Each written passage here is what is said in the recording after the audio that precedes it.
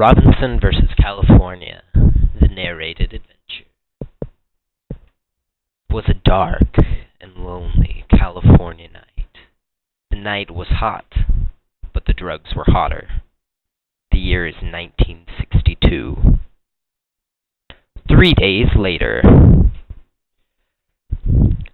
a lone cop walked upon Mr. Robinson. Something just didn't seem right to him.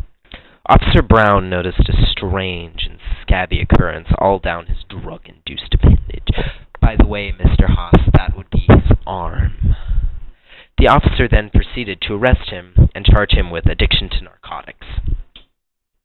Mr. Robinson was jailed and put on trial at the Municipal Court of Los Angeles. But before we go on, I want you to ponder this. Is it right to be jailed for an addiction? Is it constitutional? Would it be fair if you were jailed for having the common cold? Well, according to the Municipal Court of Los Angeles, being addicted to a drug is a crime, and Mr. Robinson was sentenced for 90 days of imprisonment for being found guilty of it. According to one Mr. McMorris, the sentence was unjust, and he decided to bring it to the Supreme Court of the United States of America.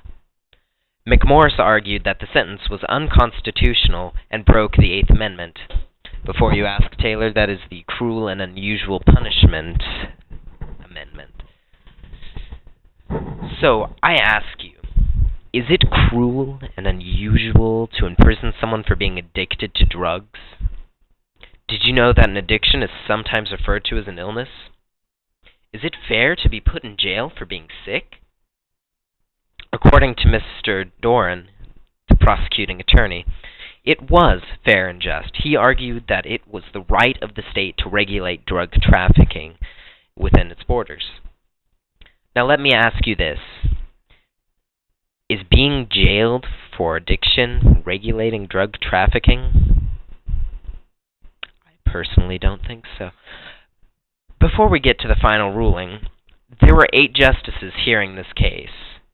1 was absent. The justices present were Warren, Black, Douglas, Harlan, Brennan, Stewart, and White. Justice Frankfurter was not present at the time. And now let's move on to the Supreme Court's final ruling.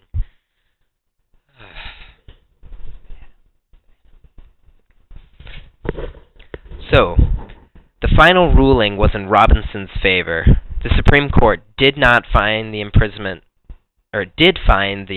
for addiction to be cruel and unusual. The official opinion of the court, presented by Justice Potter Stewart, was that the Eighth Amendment was broken and the conviction was overturned. It was decided in a 6-2 split, where Justice Frankfurter was absent, that he was innocent and should be exonerated of his crimes. Warren, Black, Douglas, Stewart, Harlan, and Brennan all voted for Mr. Robinson. Clark and White voted against. And that would be the final ruling. The case is important because it upheld the Eighth Amendment and made it impossible to go to jail for having an illness or certain conditions, like being addicted to drugs. That's good for you, Quentin.